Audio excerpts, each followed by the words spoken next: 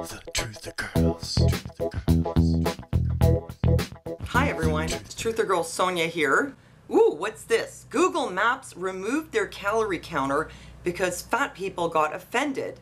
Yes, really, says Paul Joseph Watson on Infowars.com. What happened here? I'd really like to comment on this article.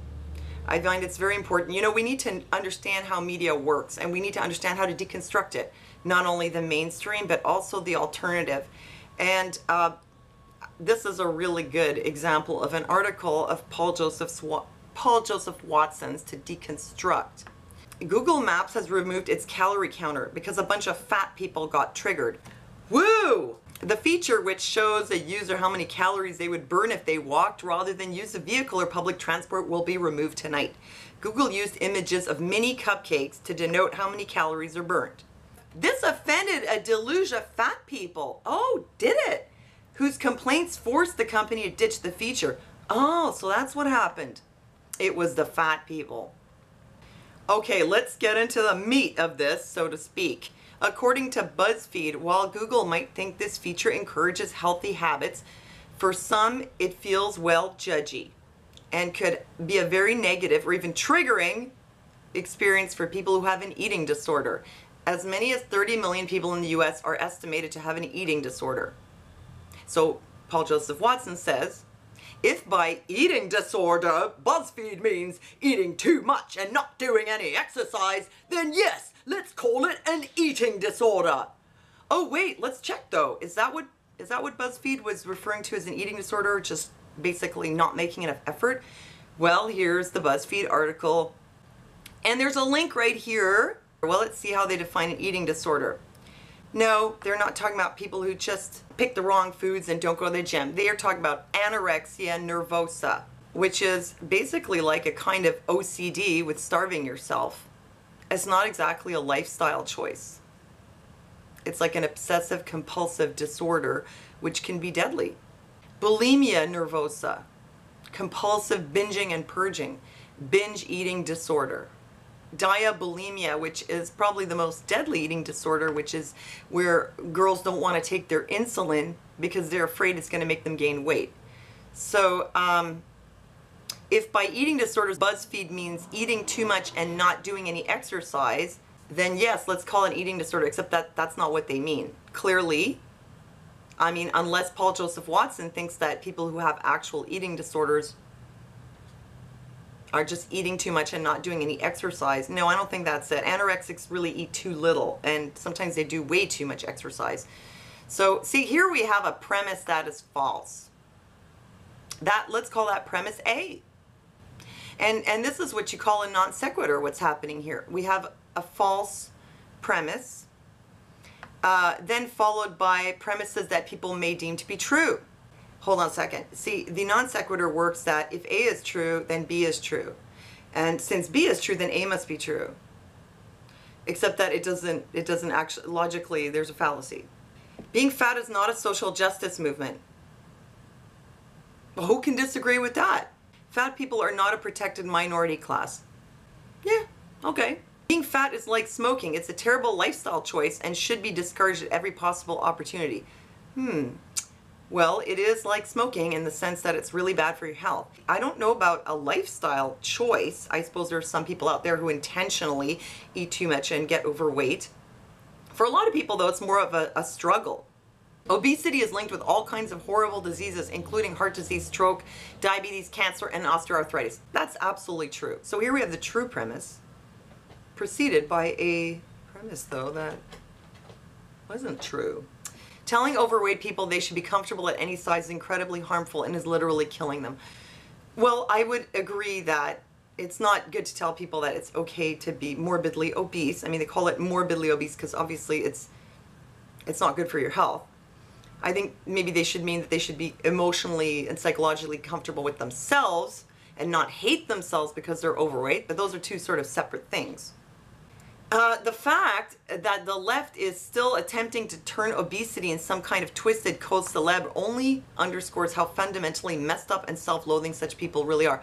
Oh, really? Now we're going to make it political? No amount of sanctimonious, cringe-worthy, virtue-signaling BuzzFeed articles or tweets will ever change this undisputed fact. But wait a second. We started with the premise if BuzzFeed is talking about eating too much and not exercising when actually they're not. And they say it was triggering people with eating disorders. We're talking about anorexia, bulimia. Things are getting really murky here, and like a lot of things being thrown in. I mean, we have here is like a mishmash of facts and non-facts and things that no one ever said. So, but if you base the whole article on the premise that eating disorder is defined as eating too much and not doing any exercise, then I suppose you could say, no amount of sanctimonious, cringe-worthy, virtue-signaling BuzzFeed articles or tweets will ever change this undisputed fact. Except that it's not. That never had anything to do with it. 596 comment. Kaboom. Talk about getting triggered. Well, assuming you're still with me, here's what I want to put into this while we're talking about obesity. The assumption is that fat people are just not putting in enough effort, right? But you have to consider that weight management is not an even playing field. So, for example, a person whose metabolism has been lowered or destroyed by dieting is going to have to make a lot more effort to eat a lot less than the average person of the same size. So you can really screw up your metabolism. And that's going to make keeping your weight down a struggle. So when you see anyone who's overweight, you don't know what's going on with them. Maybe they just don't make the effort, or maybe there's a lot more going on. Also, like, for example, a young man with a lot of testosterone will likely get faster results from a workout than a menopausal woman would. That's kind of, should be really easy to understand. So here are the really interesting things. Here's the part that gets me fired up. There have been some really amazing scientific discoveries concerning the mechanisms the mechanisms underlying obesity, aside from that you choose to sit on the couch and eat potato chips. There's a whole bunch of stuff going on that makes it much harder for some people to maintain a healthy weight. Like, they could be putting in effort. They could be going to the gym every day, and they could be restricting their calories, and they would still struggle and still not have the results that maybe, Paul Joseph Watson would. So here's one of the factors: gut flora. This affects the metabolism. Fecal matter transfer. Sorry, well, I wasn't going to say the word, but that's what it is. Don't get triggered. Results with FMT prove that gut flora is directly related to obesity and diabetes. Also, here's an amazing thing: that transfer from an obese donor to a slim recipient resulted in unintentional weight gain and increased appetite in the formerly slim recipient.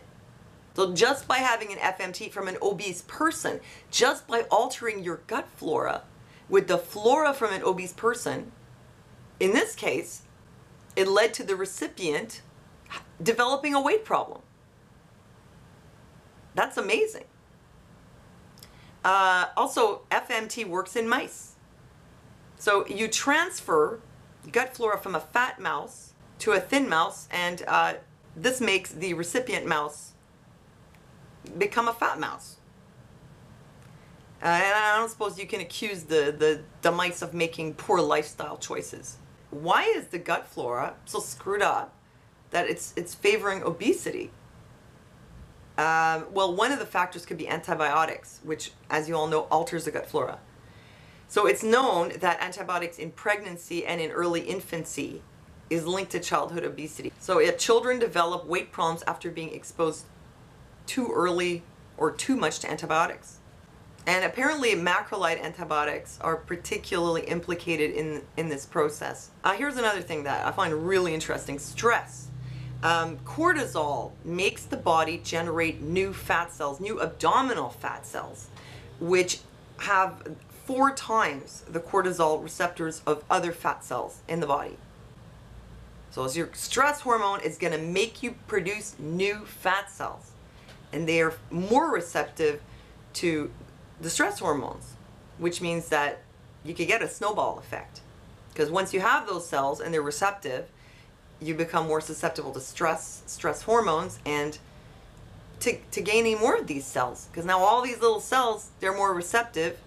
They're taking in all this cortisol, and bloop, bloop, bloop, they start multiplying, and all those new cells, all those babies, they have 4 times the receptors. So yeah, this makes you more susceptible then to stress hormones, and stress-related weight gain.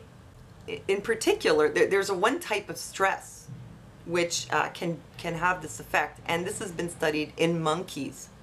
Humans also, but in monkeys, you can see the same effect. And they're not eating KFC. Low station in society, being under a boss. This causes a particular kind of chronic stress, which is associated with obesity. And let's look at what happens in monkeys. In monkeys, the alpha males, the dominant alpha males, and the dominated beta males, they eat the same diet. But the stress of being in submission leads to metabolic changes in the beta males, and they develop flabby bellies.